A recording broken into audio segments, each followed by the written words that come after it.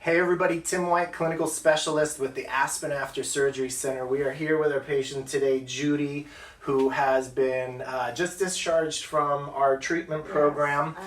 Judy has agreed to kind of talk about her experience so we can help more women and more patients out there understand exactly what's going on with breast implant complications, asymmetry, hardness, firmness, pain, and the dreaded CC, aka capsular contracture. CC, the red-headed stepchild. The red-headed stepchild. Who never behaves. Never behaves. So your redheaded stepchild was which child? It was my right breast, and it capsulated like 5 times, Tim. 5 times. 5 times. So, literally every year since I've had it done. So Judy's history is that she had her original surgery in 2012 roughly, right? 2012. You've had your first surgery, you encapsulated on the right. You had a second, third, fourth, and a fifth surgery. Capsulated on the right again. Capsules every single time. Again and Right. again. Judy, with everything within her power, had done everything, the massages, everything the surgeon says, surgical technique, and unfortunately you were encapsulated. Again. Judy is very privileged to have a very well-renowned plastic surgeon here locally who is, an expert in his craft and had done everything he can. But as I explained to all my patients, unfortunately, surgeons do the best job that they can to surgically address capsular contracture. But the second their surgery is over, your body takes over and creates the capsule regardless of what the surgeon intended to do. So let's start off with that. It's not bad surgery, it's not a bad surgeon, it's not the wrong implant, it's not above or below, textured, smooth, silicone, saline. It is your body. Yes. And in Judy's case, she's encapsulator. And we talked about with Judy that there is genetic predispositions, right? Things Yes. that can make patients more likely to encapsulate. So our ethnicity, right? So we talked about how Asian women, Black women, and Latin women have the 3 highest concentrations or incidence of capsular contracture, right?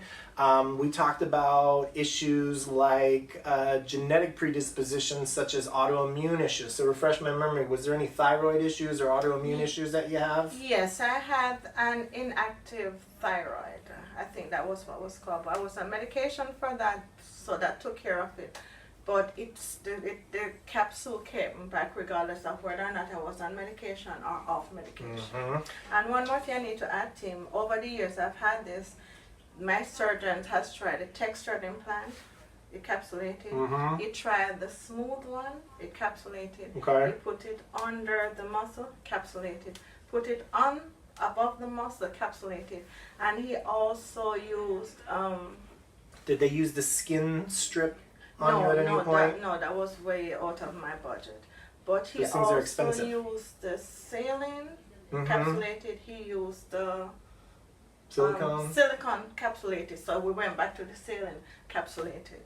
So this is very common with patients who are seeking solutions, in that very well-meaning surgeons who do everything within their power to try and get a patient the best result, tries to offer solutions. But as we know, and as the statistics prove, and unfortunately Judy is a statistic of that, a very well-meaning, excellent plastic surgeon may change the type of implant, may change the plane above or below the muscle, a textured, a smooth, a silicone, a saline, but none of these change the lowest common denominator, which is your individual body makes this capsule, and if you're genetically predispositioned for this and triggered by those other things, like I said, ethnicity, autoimmune issues. I have patients with things like eczema, psoriasis, thyroid issues, autoimmune issues. These are very benign issues that can magnify the likelihood of getting a contracture, and unfortunately this is what we see in somebody like Judy. Okay, great surgeon. Judy, I guarantee you followed all the rules. You massaged, you did what you're supposed to do, you had your follow-up.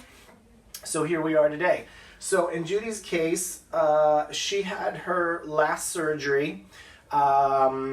We had her scheduled to do July 31st, I believe. Yes, July 31st, 2019. and we had her scheduled for our Aspen prevention treatment, which is when patients have to have surgery for capsular contracture, or they opt to go for surgical revision of capsular contracture. We like to see those patients immediately 2 weeks post-op, because we have a series of medications and treatment protocols that inhibit that new capsule both mechanically and biologically from re-encapsulating. So my analogy I tell patients is like, say you're really prone to catching colds, and you know a lot of people are sneezing and coughing, and it's that time of year. You take your prevention vitamin C and your zinc and your echinacea and you knock it out before it happens, right? The Aspen treatment provides the same type of thing, where with our technologies and medications and our hands-on skills, we pre-stretch and loosen this capsule so it doesn't trigger. Now, Judy's history of encapsulation was so severe that even within the first couple of weeks of coming out of surgery, she came back again. Immediately progressed to a grade 4 end stage, hard as a rock, really high displaced implant. And we'll show you in the picture here. You can see in the picture how she has that very, very, very high 3.1 centimeter high, which is almost up to my shoulder blade. That was how bad it was. Almost up here, as hard as a rock. Very painful. And that happened within weeks of surgery, and this can happen within months of surgery. It can happen within years of surgery. Patients can have implants for 20 years, and they can wake up one day and have this high, tight, hard implant. Yours was so rapidly progressed that it happened even before we had a chance to get you started on the protocol. The good news is we were able to provide treatment for Judy despite. You did awesome. You look great. We were able to get that 3.1 high position implant down, level. Your softness is within normal limits. It's comparable to the other breast. You look great. And I can hug somebody now. First time I couldn't hug you, I would give you a left-handed hug because I know my stepchild was on this side. So now I can hug you full, anybody, full frontal, both breasts, boom, there you go.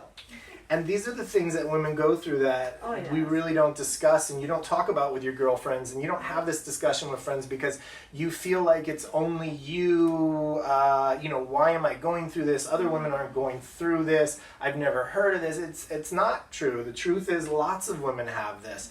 Statistically, if we were to grab 100 women off the street, there's a very good chance that a very high number of them have had this problem, still have the problem, have had surgery for the problem, and they're just not aware. So this is why we do these videos, and thanks again to Judy, to let women out there know you don't have to have surgery. There is a solution. There is an option for you. It is a inexpensive, painless, non-surgical treatment, and we offer it in 2 forms. You can either have an existing capsule, and we can render the treatment for you, or if you have to have surgery, for whatever reason, we do post-op prevention at 2 weeks, and you now have an option to create a solution for yourself versus just sitting around and waiting for surgery to be the miracle. And then just to cut you to, my biggest mistake was to do so many surgeries because it aggravates the situation. Each time I did a surgery, I noticed it came back harder, quicker, faster. Right. And then I'll do another surgery, same thing happened, so it was a repeating cycle that wasn't working. So this option that Tim has is one of the best options. And if I'd known prior to my 5 capsules, I would have done this. It's non-surgical, no pain, just massage, stretch technique, and the protocol, the medication you have to take. And it did work. It did work. Excellent. So just as a visual, so what Judy is talking about is correct. You know, the implant goes in, this capsule shell forms around it, and it's when this capsule contracts and it's squeezed, it's almost like a vacuum bag effect. Surgically, what happens is these surgeons may go in and they may say, well, I do a different implant, or I'll change the position in it, or I'll cut some of this capsule out, or I'll cut all of the capsule out, or I'll just release it.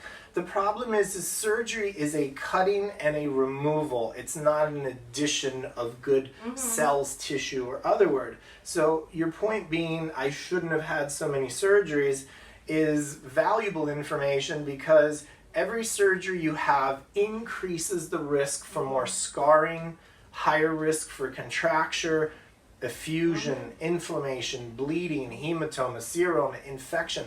These are all triggers, so it's almost a damned if you do, damned if you don't. That's exactly what happened in my case. At one point, I had so much scar tissues that the doctor was saying, no, there's no way you could do another surgery because there was way too many scar tissues. Yeah. So the ideal is first capsule, first case. See if the Aspen treatment is an option for you. We offer an out-of-town program for patients who are not near our location. We have a fast track where patients can fly in on a weekend, do a week of treatment, fly out the following weekend. Judy's case, she's here local with us. She came for our traditional course, which is a 30-day program. But there are options. So your experience with the treatment, did it hurt? Was it painful? No, it was quite much. There was no pain. There was just stretching, massage, plus the ultrasound that softened it prior to the massage, so you wouldn't feel a thing. Okay. The ultrasound helped because it kind of softened the breast, and the physical therapist was able to do the manual massage, or however, whatever you call that, the massage. Right. Plus the thing that you do around the nipple. That helps with the scar. The scar mobilization, the scar, yes. that as well helps. So let's talk about that. So another sign or an indication that women should look for is, especially with a under the areola incision, is a puckering of the scar under the areola. So if you take a look at the before photo here, you'll see how the bottom of Judy's areola had puckered in, and the nipple kind of bends down and the puckering comes in. That is another kind of cosign of contracture, because as that implant rides up, it tethers to the incision, and it tethers and pulls that incision up with it. So as we push the implant and stretch the capsule down, and we do the scar mobilization, it helps pop that tethering out to give a better appearance. So it's kind of a 2-for-1. It's incisional depression, it is capsule, softening. Right. There's lots of things that go with this. Now, in the beginning, was your breast painful? Did you have pain in the breast? Did it hurt, the right one? Prior to surgery. Before we started the treatment. It was very uncomfortable. It was hard, so there was no way I could even lay down on it. It wasn't like pain that would drive me crazy. It was very uncomfortable because it was so tight and hard, and it was like I couldn't even raise my hand because it was all stuck together. Right. So these are the signs and symptoms that we say, quick reassessment, quick assessment. How do I know if I have capsular contracture? It is very simple. All women with contracture have the following symptoms. Look in the mirror and see if you see the following. Is there more bumpy, like roundness and fullness to the top of the firm breast versus the other one being lower? Have someone look at you or take a picture. Look at the bottom of the breast. If that tighter, firmer one is higher on that sign, that is another potential sign of capsular contracture. Does it feel like a lump in your chest? The good side is you don't know it. You don't realize it because it feels fine. If you think there's something wrong, there probably is. If it's tighter, firmer, when you move your arm, it feels different. Like I can't. It pulls on it. When I used to leave my arm, there would be a pulling sensation, like I'm pulling something off of my chest. And on top of that, when I would lay down on my stomach, I would feel the capsule. I would feel a hard lump, and the other breast would go flat, would kind of. Exactly. So it's easy to tell. Yeah. High and hard are the two very quick ways of assessing if you have contracture. Be very careful. Some surgeons and in the industry, they use pain as an indicator. Pain is a very poor assessment tool for this. I hear, well, it's not painful, so it's a low-grade capsule. That is actually not the case. The majority of the patients that I've seen have no pain. It was uncomfortable. I wouldn't lay down on it because that uncomfortable feeling would be there, but it wasn't like pain.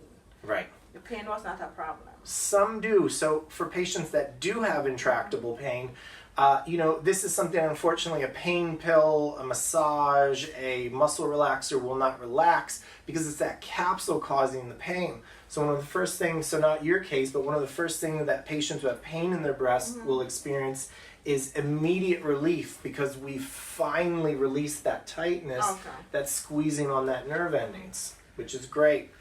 Awesome information, Judy. So overall, if you had to give yourself a score from 0 to 100% improved in all categories, what would you rate your improvement with the treatment? From 0 to 100. 95%. That's a great number. 95%. Excellent. 95%. That's an A plus. That's an A plus. And let me tell you something. From where I came from, with an implant up to my shoulder blade, hard as a rock, uncomfortable, I couldn't even lay down on my stomach. 95% is. Now you're on your tummy. You're hugging people. Full frontal. You're not self-conscious about it in a bra or bikini. You know, we had this story about another woman that you knew, A co-worker. By her description, was she an Islander or Jamaican or Caribbean? She was an Islander like me. She was an Islander like you. And how did she describe her contracture? She described it as, because when I told her I was going to have mine done the following year, she said no.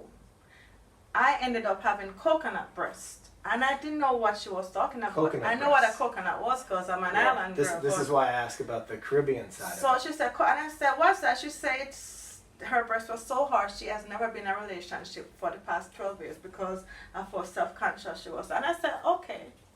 Not realizing that would have been the story of my life a couple of years from then. And this is the real tragedy in capsular contracture.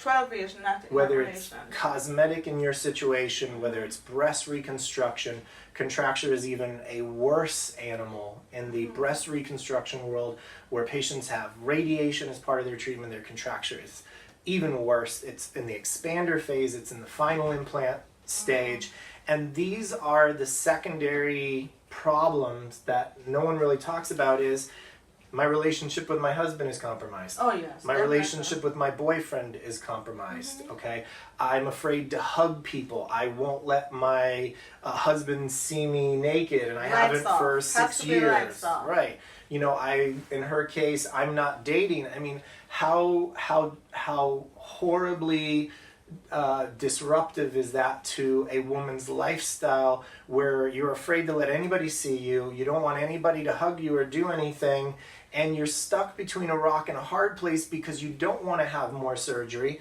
you don't have the money to do more surgery, you know that when you have surgery five times, you can run the risk of getting contracture over and over again. So this is where, no different than I as a physical therapist tell my patients in the orthopedic and neurosurgery world, my patient says, well, you know, I have a neck pain or a back pain or a knee pain.